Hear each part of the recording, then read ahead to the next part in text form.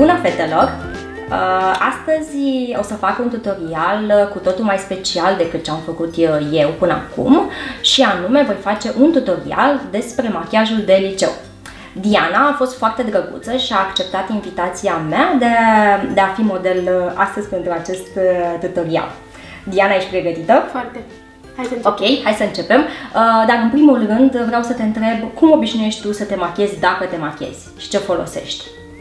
Fond de ten, rimel și cam atât. Și cam atât. Ok, eu voi folosi astăzi nu foarte multe, dar mult mai multe decât folosești tu în general. I-am curățat tenul Dianei, am folosit apa micelară de la Bioderma, aceasta este, sper că o vedeți. Următorul pas ar fi aplicarea cremei. Voi folosi pentru Diana o cremă de la Clarins, aceasta, și o voi aplica, bineînțeles, pe toată fața.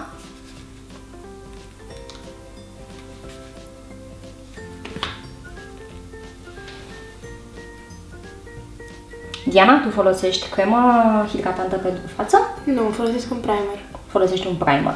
Ar fi ideal să și folosești o cremă hidratantă înainte de primer, pentru că, din câte ai observat, vremea s-a schimbat radical afară și chiar trebuie să folosești o cremă hidratantă, chiar dacă ești tânără, mai tânără decât mine, trebuie să folosești, să-ți hidratezi pielea. În legătură cu rutina de îngrijire a pielii pentru această vârstă fragedă, trebuie să includă și o cremă hidratantă lejeră de zi. Astfel putem preveni ridurile care apar după vârsta de 30 de ani mult mai vizibile. Ok, am hidratat pielea Dianei, o lăsăm un pic să pătrundă în piele. După câte observ, Diana are și puține imperfecțiuni pe care le voi acoperi. Voi folosi un corector de la Wet n Wild, acesta, și vom aplica nuanța verde pe zonele unde avem probleme, mici probleme aici. Ok.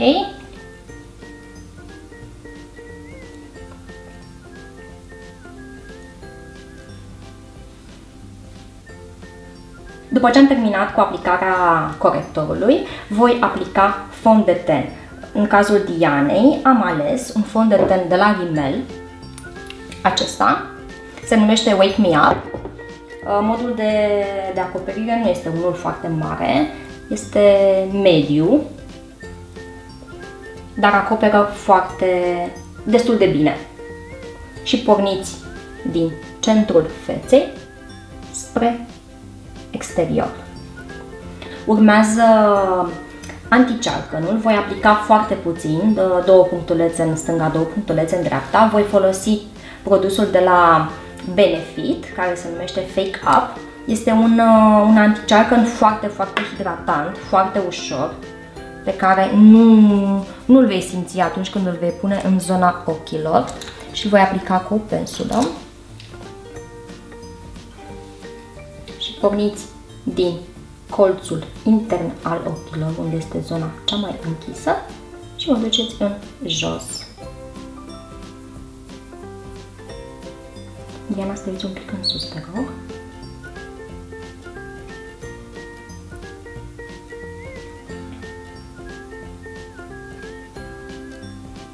Acum aplicăm pe ploape un fard cremos.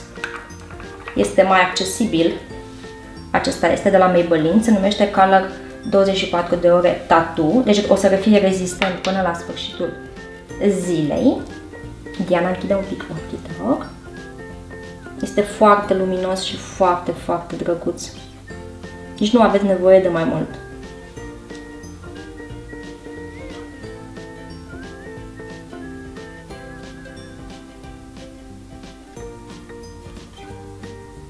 Voi accentua și colțul exterior al ochilor. Închide un pic, Diana, te rog.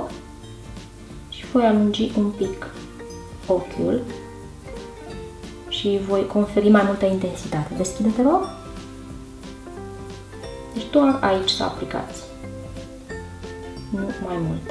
Și în partea cealaltă, încheie, te rog.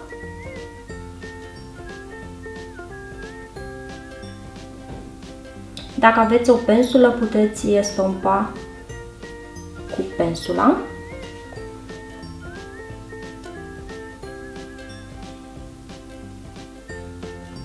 Eu voi estompa un pic. Voi lua o pensulă curată și mai iau un pic din culoare. Este foarte cremos creionul. Creionul pe care l-am folosit, nu știu dacă v-am zis, este cel de la Wet n Wild, numărul închis. Deschide-te, rog. Următorul pas ar fi accentuarea sprâncenelor. Dacă este nevoie, puteți să o faceți, dacă nu, cum vreți voi. Eu voi accentua un pic sprâncenele Dianei, dar nu foarte mult. Creionul pe care voi folosi este cel de la Maybelline, în nuanța Maro, și voi accentua doar aici, unde este punctul cel mai înalt. Pentru un efect cât mai natural, teriați pentru a împrăștia produsul pe toată suprafața sprâncenei și pentru a nu se vedea fake. Ok? Și în partea cealaltă. Deci, în punctul înalt voi accentua la Diana. Voi, dacă aveți nevoie de mai mult, puteți să accentuați sau puteți să acoperiți unde aveți nevoie. Diana are deja niște sprâncene foarte frumoase și chiar nu trebuie să umblu mai mult la ele. Urmează să accentuăm genele și am optat pentru un rimel de la marca Rimmel, se numește Extra Super Lash. Diana, o să te rog să te uiți în jos. Este un rimel foarte accesibil și foarte, foarte bun. Chiar vi-l recomand să vi-l luați.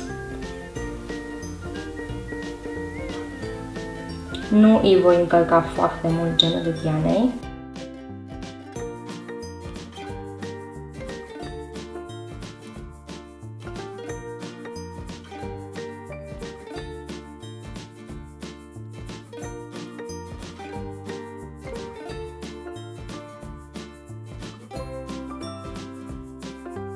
Îi voi accentua Dianei un pic pomeții. Voi folosi o paletă de la Sleek, care este formată din 3 iluminatoare cremoase și un bronzer pudră. Și voi aplica pe zona cea mai înaltă a pomeților.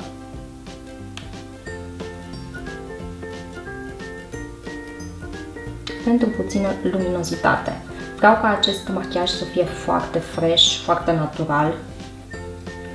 Nu vreau să-l încarc foarte mult.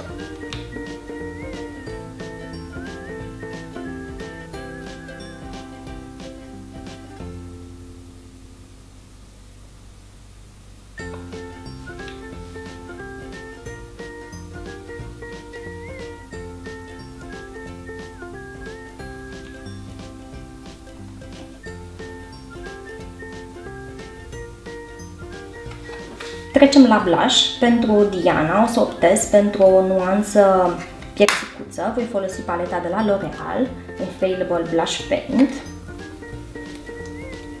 și voi aplica această culoare fix pe pomete și obiectăm ușor spre firele de păr.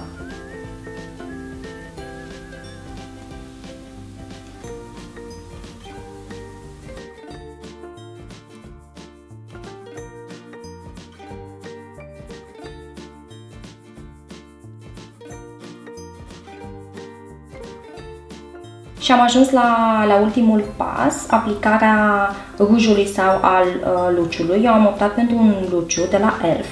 Este o culoare foarte drăguță și foarte naturală. Ia să vedem cum este Dianei. Este foarte bine. Este un luciu foarte natural. Nu se simte pe buze. Este foarte accesibil.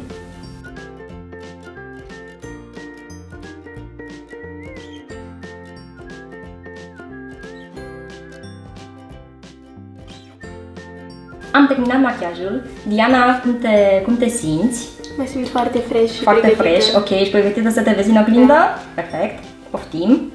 Să-mi spui cum ți se pare. Super, super. Îți place? Da. Se pare prea mult? Nu, e perfect pentru liceu. E perfect, nu? Da. Îți place și glossul? Da, se potrivește. Bravo, mă bucur. Mulțumesc. Cu plăcere. Fetelor, acesta este machiajul de liceu pe care l-am făcut astăzi cu Diana. Sper să vă placă și vouă. Dacă aveți întrebări, nu uitați să mi le puneți. Diana, mulțumesc încă o dată că ai participat și mulțumesc pentru ajutor. Fetelor, ne vedem data viitoare. La revedere! Pa!